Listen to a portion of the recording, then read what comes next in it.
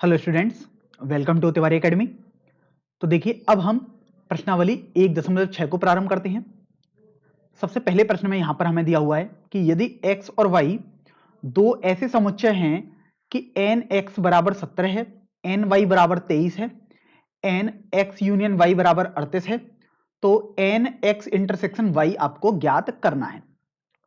अब देखो, यहां पर एक्स वाई ये सब तो आपको पता था, लेकिन यहां पर एन एक्स एन वाई ये सब जो एन है वो किसको प्रदर्शित कर रहा है उसको पहले समझ लेते हैं। देखिए, अगर आपके पास एक्स दिया हुआ है मतलब ये समुच्चय है, लेकिन अगर मैंने एन एक्स लिख दिया है इसका मतलब ये हो गया number of elements in x, मतलब समुच्चय एक्स में अवयवों की संख्या। एन मतलब नंबर के लिए होता है, तो स्वाभाविक सी बात है यहां पर जितने भी नंबर्स होंगे आपको वो लिखने हैं। जैसे इस प्रश्न में 17 दिए हुए हैं, तो n का मतलब हमें समझ में आ गया कि एक तरीके से वो संख्या के लिए होता है कि कितने अवयव उसमें उपस्थित हैं। अब यहां पर आप ये समझो कि x इंटरसेक्शन y हमें ज्ञात करना है। देखिए, मैं इस प्रश्न को आपको दो तरीके से बताऊंगा और हर प्रश्न को आप ध्यान रखो, हर प्रश्न दो तरीके से आपके पास हल हो सकता है। अब वो आपको सोचना है कि आप कैसे हल करना चाहते हैं। सबसे आसान वैसे जो होता है वो होता है वेन डायग्राम मेथड। उसमें हमें कुछ भी फॉर्मूला याद करना नहीं पड़ता, केवल वेन डायग्राम से सजाना पड़ता है। तो देखो, सबसे पहले तो मैं आपको वेन डायग्राम से समझा देता हूं। ये हमारे पास हो गया x एक समुच्चय, ये हो गया दूसरा समुच्चय हमारे पास। अब ये मान लो x हो गया, ये y हो गया। स्वाभाविक सी बात है, अगर आप एक आयत बनाना चाहते हो तो बना सकते हो, नहीं तो कोई दिक्कत भी नहीं है हमें, क्योंकि u की यहां पर हमें कोई जरूरत ही नहीं है। मान लीजिएगा आपने आयत भी बना दिया, तो मैंने देखो यहां पर बना दिया। अब सबसे पहले मैं आपको फॉर्मूला डिराइव करना सिखा रहा हूं कि डिराइव कैसे करते हैं। तो ध्यान रखो, x यूनियन y क्या होता है। तो देखो, N X plus N Y बराबर, ध्यान रखो, एन एक्स क्या होगा, ये अपने पास इसके बराबर हो जाएगा एन एक्स। देख सकते हैं एन एक्स ये होगा पूरा। एन वाई क्या होगा, एन वाई में देखो ये हरे लाइन से बना रहा हूं, एन वाई ये पूरा आएगा, मतलब वो जो वाई में अवयव है, तो ये एन वाई आ गया। तो ये दोनों मिलाकर क्या हो गया, एन एक्स यूनियन वाई तो हो ही गया, प्लस लेकिन एक्स यूनियन वाई में तो ये बीच वाले अवयव देखो एक बार ही काउंट होने चाहिए थे। ये देखो एक्स में भी काउंट होगा ये वाले अवयव, और ये देखो वाई में भी काउंट होगा ये वाले अवयव। तो आपने तो दो बार काउंट कर लिए, लेकिन आपने तो इसमें तो एक ही बार काउंट किया। तो अब क्या करोगे, इसमें एक्स इंटरसेक्शन वाई को एक बार और आप गिनती में जोड़ देंगे।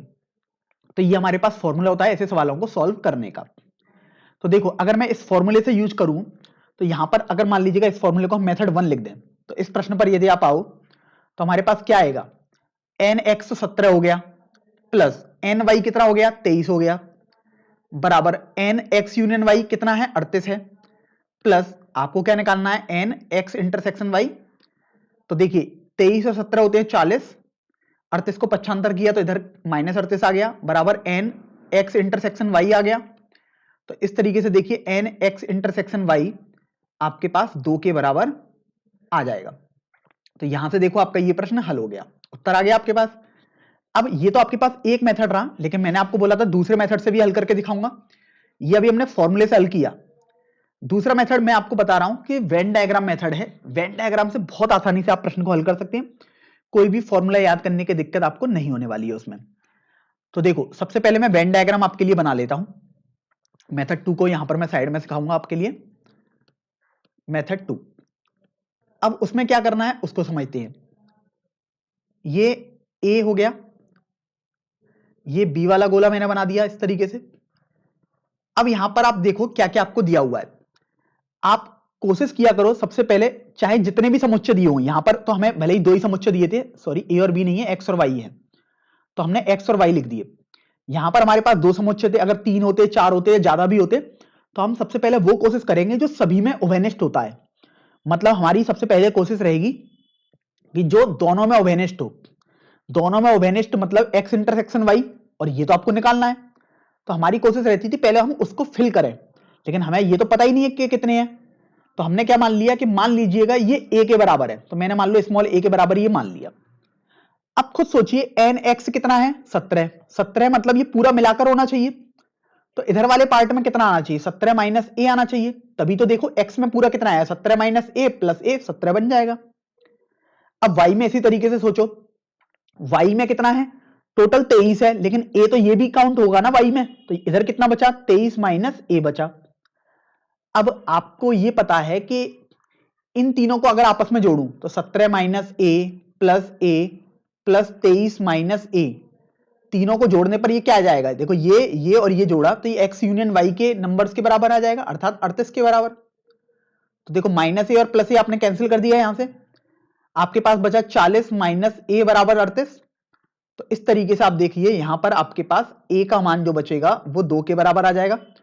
और ए है क्या, आपने ए इसी को ही तो माना है, एन एक्स इंटरसेक्शन वाई, तो ये देखो आपके पास 2 के बराबर आ गया। तो आपने देखा इसमें आपने कोई भी फॉर्मूला याद नहीं किया और आपने तो भी इस प्रश्न को हल कर लिया। तो अब ये पूरा आपके ऊपर निर्भर करता है आप कैसे किसी प्रश्न को हल करना चाहते हैं। जैसे मान लीजिएगा हम दूसरे वाले प्रश्न में आते हैं। दूसरे वाले प्रश्न को भी मैं दो तरीके से हल कर सकता हूं, एक फॉर्मूला मेथड और एक हमारे पास हो जाएगा वेन डायग्राम मेथड। मैं इसको भी देखिए दो तरीके से अगर आपको बताऊं तो फॉर्मूला हमारे पास क्या है, N X plus N Y, अगर दो समुच्चय एक्स और वाई हैं तो ये आ जाएगा N X union Y plus N X intersection Y के बराबर। एक्स यूनियन वाई में देखिए आपको बोला गया है 18 अवयव हैं, तो आपने यहां पर 18 लिख दिया, प्लस एक्स इंटरसेक्शन वाई में अवयव पूछे गए, मतलब यही आपसे पूछा गया है तो आपने इसको ऐसे लिख दिया, बराबर एक्स में 8 अवयव हैं और वाई में 15 अवयव हैं तो आपने ये लिख दिया। तो देखिए एन एक्स इंटरसेक्शन वाई किसके बराबर आएगा, 15 और 8 23, और आपने 18 को पक्षांतर किया था तो 23 माइनस 18 हो गया था। तो एन एक्स इंटरसेक्शन वाई आपके पास 5 के बराबर आ जाएगा, अर्थात एक्स और वाई में उभयनिष्ठ अवयवों की संख्या आपके पास 5 हो जाएगी। तो आपने देखा ये फॉर्मूले से हमने यूज किया अभी। अब मैं अगर आपको वेन डायग्राम से सिखाता तो देखो ये बहुत जल्दी आराम से हो जाएगा, आपको कोई फॉर्मूला याद करने की जरूरत भी नहीं है। देखिए कैसे, ये x एक समुच्चय मान लिया और ये समुच्चय मैंने y मान लिया। मुझसे क्या पूछा गया, ये बीच में जो है, और मैंने आपको सबसे पहले बताया आप सबसे पहले वही कोशिश किया करो जो दोनों में उभयनिष्ठ हुआ करे, उसको भरा करो। मतलब x और y दोनों में उभयनिष्ठ हो, मतलब x इंटरसेक्शन y हमें भरना है। अब वो हम भर पाएंगे कैसे, ये तो हमसे पूछा ही गया है तो हमने मान लिया, मान लीजिए a के बराबर है ये। अगर ये आपके पास a के बराबर है तो यहां पर आप ये सोचो कि हमें कितना दिया हुआ है, हमें एन एक्स पता है, मतलब x में अवयव 8 हैं तो a यहां पर हो गए, तो 8 माइनस ए ही तो ऐसे अवयव बचे जो केवल x में है। y में 15 अवयव है, a ये भी तो y में काउंट होगा उन 15 में, तो 15 माइनस ए इधर बचे। अगर मैं इन सबको आपस में जोड़ दूं तो 8 माइनस ए प्लस 15 माइनस ए, तो सोचिए किसके बराबर होना चाहिए, टोटल अवयव x यूनियन y में अवयव, मतलब 18 के बराबर होना चाहिए, तो 18 के बराबर हमने कर दिया। तो देखो माइनस ए से प्लस ए आपके पास कैंसिल हो गया, 23 माइनस ए बराबर 18 आपके पास आ गया। तो यहां से आप देख रहे हैं ए बराबर 5 आ जाएगा, और ए है क्या, ए यही तो है एक्स इंटरसेक्शन वाई के बराबर। तो यहां से आपको पता लग गया कि एक्स और वाई में उभयनिष्ठ अवयवों की संख्या 5 के बराबर आएगी।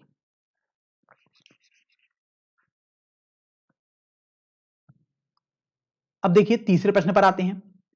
इसमें बोला गया कि 400 व्यक्तियों के समूह में 250 हिंदी तथा 200 अंग्रेजी बोल सकते हैं, कितने व्यक्ति हिंदी तथा अंग्रेजी दोनों बोल सकते हैं। अब ऐसा ना सोचें, देखिए टोटल तो 400 व्यक्ति हैं लेकिन 250 और 200 मिलाकर तो ये 450 हो गए, तो ऐसा नहीं सोचेंगे प्रश्न गलत है। कुछ व्यक्ति ऐसे भी तो होंगे जो दोनों बोल पा रहे होंगे और वही आपसे पूछा गया है। तो यही बात है कि मैं आपसे यही बताना चाह रहा हूं कि आप ऐसे प्रश्नों को दो तरीके से हल कर सकते हैं, एक तो फॉर्मूला और एक वेन डायग्राम से। चलिए मैं अब यहां पर पहले वेन डायग्राम समझाता हूं फिर फॉर्मूले से समझाऊंगा। ये मान लीजिएगा हिंदी बोलने वाले व्यक्तियों का समूह है, मान लीजिए हिंदी के लिए एच बोला और अंग्रेजी के लिए मैंने इंग्लिश अर्थात ई बोल दिया। अब देखिए हमें सबसे पहले वो भरना होता है जो दोनों में उभयनिष्ठ है, मतलब हिंदी और अंग्रेजी दोनों बोलते हो, अब वो हमें पता ही नहीं है तो हमें बेसिकली वो निकालना है, जबकि मैंने आपको बोला वो सबसे पहले भरना होता है। अब जो पता नहीं है तो हमने उसको क्या किया, हमने उसको एक्स मान लिया।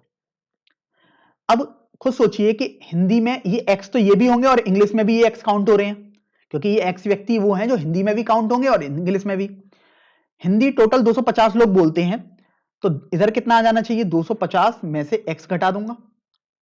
इंग्लिश टोटल 200 लोग बोलते हैं, एक्स ये पहले ही काउंट हो गए हैं तो 200 माइनस एक्स ऐसे लोग होंगे जो केवल अंग्रेजी होंगे, हिंदी नहीं हो रहे होंगे, मतलब इधर वाले रीजन में।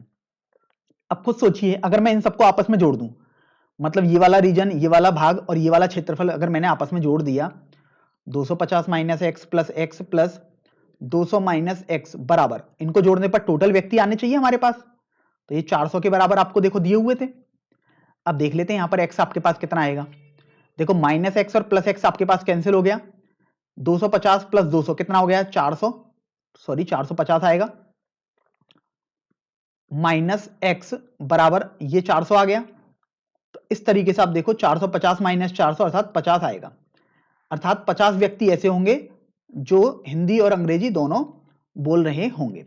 तो आपने देखा हमने वेन डायग्राम से अभी इस प्रश्न को हल किया। अब अगर इस प्रश्न को मैं फॉर्मूले से हल करता तो देखिए कैसे करता।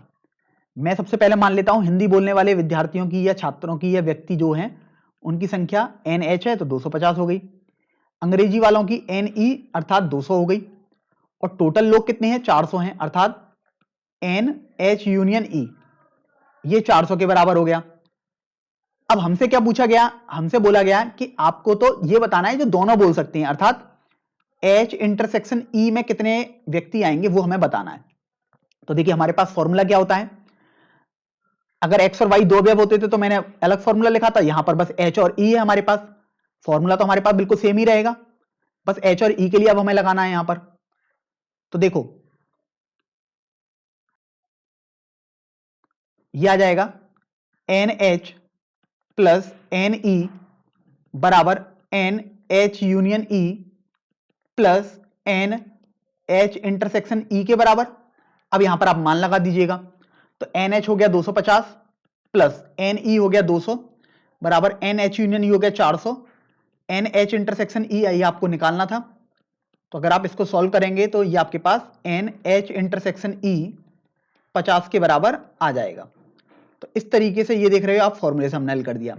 ध्यान रखें कुछ छात्रों को अभी ये आसान लग रहा होगा फॉर्मूला, लेकिन जब 3 की बारी आएगी, जब 3 समुच्चय आपके पास दिए होंगे तब वहां पर फॉर्मूला याद करना थोड़ा कठिन होता है। तो आप कोशिश करिए कि वेन डायग्राम से जितने सवाल आप कर पाए, क्योंकि उससे आपकी प्रैक्टिस अच्छी होगी। चलिए अब प्रश्न संख्या 4 है। प्रश्न संख्या 4 में बोला गया यदि S और T दो ऐसे समुच्चय हैं कि S में 21, T में 32, S इंटरसेक्शन T में 11 अवयव हैं, तो S यूनियन T में कितने अवयव होंगे। तो अब देखो यहां पर ये दो समुच्चय दिए हुए हैं, S का एक समुच्चय ये हो गया और एक T का समुच्चय मैंने ये बना लिया। सबसे पहली कोशिश होती थी कि जो दोनों में कॉमन हो, लेकिन यहां पर तो देखो बोल दिया गया S इंटरसेक्शन T में 11 है तो 11 तुरंत यहां पर आप भर दीजिएगा। अब देखिए एक एक की बारी आती है, दो के बाद एक की बारी आएगी। S में 21 हैं, S में 21 हैं लेकिन 11 भी तो ये S में ही है, तो इधर कितने बचे 21 माइनस 11 अर्थात 10 के बराबर बचे। T में टोटल कितने हैं 32 हैं, लेकिन 11 ये भी तो काउंट हो गए हैं उन 32 में, तो इधर बचा 32 माइनस 11 अर्थात 21 के बराबर। तो अब देखो S इंटरसेक्शन T में 11, इधर 10 बचे और इधर 21 बचे, अगर मैं इन सबको जोड़ दूं तो मेरे पास S यूनियन T में अवयव आ जाएंगे। तो इसलिए N S यूनियन T क्या आ जाएगा हमारे पास 10 प्लस 11 प्लस 21। तो देखिए 10 प्लस 11 होता है 21, 21 और 21 42 आपके पास आ जाएगा। तो यही आपका इस प्रश्न का उत्तर हो जाएगा। अब अगर आप इसको फॉर्मूले से करना चाहते थे तब भी आप इसे कर सकते हैं, फॉर्मूले से आंसर बिल्कुल सेम ही आपके पास आएगा। अब देखो पांचवें प्रश्न पर हम आते हैं।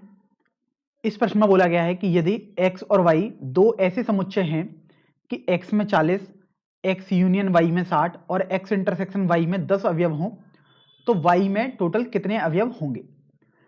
फॉर्मूले से आप डायरेक्ट वैसे एक बार में कर सकते हैं, लेकिन मैं फॉर्मूले से नहीं बता रहा हूं क्योंकि वो तो आप खुद से भी लगा सकते हैं, मैं वेन डायग्राम से आपको समझा रहा हूं। ये मान लीजिए कि आपके पास x वाले समुच्चय को आपने बना दिया और ये आपके पास y वाला समुच्चय हो गया। अब आपसे बोला गया कि x में 40 अवयव हैं, x यूनियन y में 60 और x इंटरसेक्शन y में 10। हमने आपको बताया था जब भी जितने भी समुच्चय दिए हों आपको उन सब का उभयनिष्ठ देखना होगा, मतलब दो समुच्चय है तो दो का उभयनिष्ठ देखो सबसे पहले कहां पर है, ये होगा।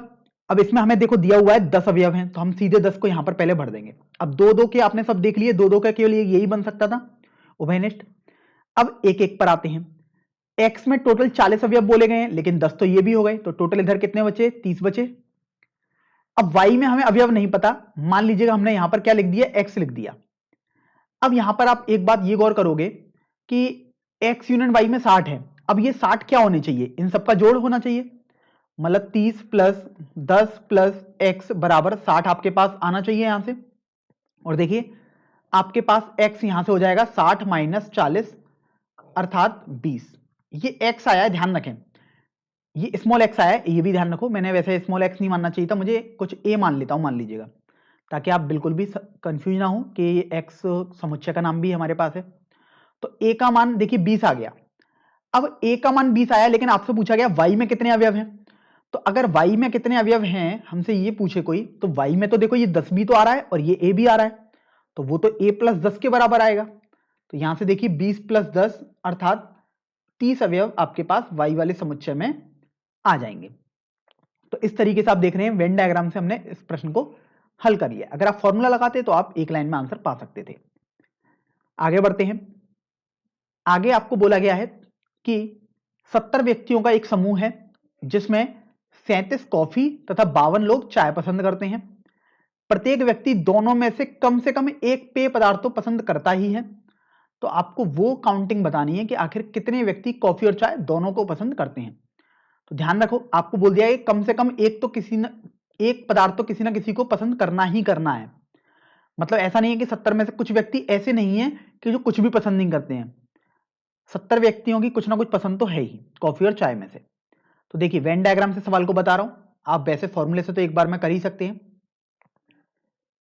ये आपने कॉफी का बना दिया अर्थात C, और ये चाय का बना दिया अर्थात T। तो चाय के लिए मैंने ये T लिख दिया और कॉफी के लिए मैंने C बना दिया है। सबसे पहला काम हमारा रहता था कि हम जो दोनों में अवेनिस्ट हैं वो लिखें। वो तो हमसे पूछ लिया गया, वो तो हमें पता ही नहीं है, तो कोई बात नहीं, हम इसको क्या कर लेते हैं x मान लेते हैं दोनों में अवेनिस्ट। अब बोला गया कि 37 लोग कॉफी पसंद करते हैं। कॉफी में तो ये x लोग भी काउंट हो गए हैं, तो इधर कितने बचे टोटल 37 माइनस एक्स बचे, क्योंकि 37 तो ये पूरा मिलाकर होना चाहिए था कॉफी वाला, तो इधर तो 37 माइनस एक्स बचे। अब हमसे बोला गया कि चाय 52 लोग पसंद करते हैं, उन चाय वाले में तो ये x लोग भी आ रहे हैं, तो इधर कितने बचे 52 माइनस एक्स बचे।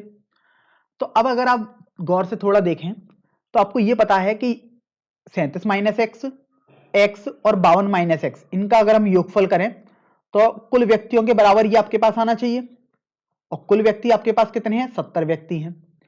तो अब देखो इसको सरल करते हैं, x से ये माइनस एक्स कैंसिल हो गया, 37 और 52 ये आपके पास आ जाएगा 89 अर्थात 89 माइनस एक्स बराबर 70। तो इस तरीके से आपके पास x का मान आ जाएगा 89 माइनस 70 अर्थात x का मान 19 आ जाएगा। x का मान 19 आ जाएगा, तो हमें पता लग गया कि 19 लोग ऐसे हैं जो चाय और कॉफी दोनों पसंद करते हैं। तो यही आपका इस प्रश्न का उत्तर हो जाएगा। 7वें प्रश्न में बोला गया कि 65 व्यक्तियों का एक समूह है जिसमें 40 व्यक्ति क्रिकेट खेलते हैं, 10 व्यक्ति क्रिकेट और टेनिस दोनों पसंद करते हैं। तो कितने व्यक्ति केवल टेनिस को पसंद करते हैं किंतु क्रिकेट को नहीं, और कितने व्यक्ति टेनिस को पसंद करते हैं। अब देखिए अगर आप ये फॉर्मूले लगाने से करेंगे तो करने को तो आप कर सकते हैं, लेकिन आपके लिए थोड़ा सा ये टफ क्वेश्चन बन जाएगा, क्योंकि आपको उसमें और चीजें भी फॉर्मूले में पता होनी चाहिए थी। क्योंकि यहां पर आपसे ये नहीं पूछा गया केवल कि कितने लोग टेनिस को पसंद करते हैं, उनसे आपसे बोला गया टेनिस को ही पसंद करते हो, क्रिकेट को बिल्कुल नहीं करते हो। तो इस तरीके के जब सवाल आएंगे तो वेन डायग्राम बहुत हेल्प आपकी करेगा। मैं क्या करता हूं, सबसे पहले दो ऐसे समुच्चय बना लेता हूं, एक क्रिकेट का और एक टेनिस का। तो क्रिकेट का मतलब सी से मैंने बना दिया और टेनिस मतलब टी से मैंने बना दिया। अब मेरा सबसे पहला उद्देश्य जो रहता था वो रहता था कि जो दोनों में उभयनिष्ठ है उनको फिलअप कर दूं, मतलब उनको भर दूं यहां पर। तो देखिए उभयनिष्ठ दोनों में जो है वो दिए हुए हैं या नहीं, नहीं दिए होंगे तो मानेंगे अपनी तरफ से, नहीं तो लिख देंगे अगर दिए हैं तो बोला गया है 10 व्यक्ति ऐसे हैं जो दोनों क्रिकेट और टेनिस को पसंद करते हैं, तो 10 तुरंत मैंने यहां पर लिख दिया। 40 व्यक्ति क्रिकेट को पसंद करते थे, 10 यहां पर आई गए, तो 30 यहां पर बचे। अब खुद सोचिए, मान लीजिएगा यहां पर आपको दिया ही नहीं है, मान लीजिएगा मैंने ये x मान लिया, तो सोचिए 30 प्लस 10 प्लस x ये क्या होना चाहिए, टोटल व्यक्तियों के समूह के बराबर अर्थात 65 के बराबर। तो x यहां से देखिए आपके पास आ जाएगा 65 माइनस 40 अर्थात x का मान आपके पास 25 आ जाएगा। अब ध्यान रखें ये x क्या है, अब उसको समझ लीजिएगा। अगर x को आप समझें तो x केवल वही भाग तो हुआ जो टेनिस का तो है, लेकिन इसमें ये 10 काउंट नहीं किया मैंने, टेनिस का भाग हुआ लेकिन इसमें क्रिकेट वाले काउंट नहीं है। तो आपसे पहला वाला जो भाग पूछा गया था कि केवल टेनिस को पसंद करते हैं किंतु क्रिकेट को नहीं, तो मैं इसका आंसर तुरंत दे सकता हूं, केवल टेनिस को पसंद करने वाले व्यक्ति, केवल टेनिस बोला है और साथ में बोल भी दिया गया है आपके लिए, अगर आपको बिल्कुल भी कंफ्यूजन ना हो इसके लिए, कि क्रिकेट को नहीं करना है। तो वो स्वाभाविक सी बात है कि केवल यही 25 लोग होंगे, क्योंकि यही तो एक्स लोग हैं जो टेनिस में हैं, केवल क्रिकेट वगैरह से इनका कोई भी नाता नहीं है। तो ये पहले वाले भाग का आपके पास उत्तर आ गया। अब दूसरे वाले भाग में आपसे बोला गया था कि इसमें आपको बताना है कि टेनिस को पसंद करते हैं। अब इसमें ये नहीं बोला गया, केवल टेनिस नहीं बोला गया, तो इसमें ये बोला गया टेनिस को पसंद करने वाले आपको बताने हैं। तो देखिए अब वो करते हैं, टेनिस खेलने वाले या टेनिस पसंद करने वाले व्यक्तियों की संख्या। तो उसको मैं देखो यहां पर लिख रहा हूं,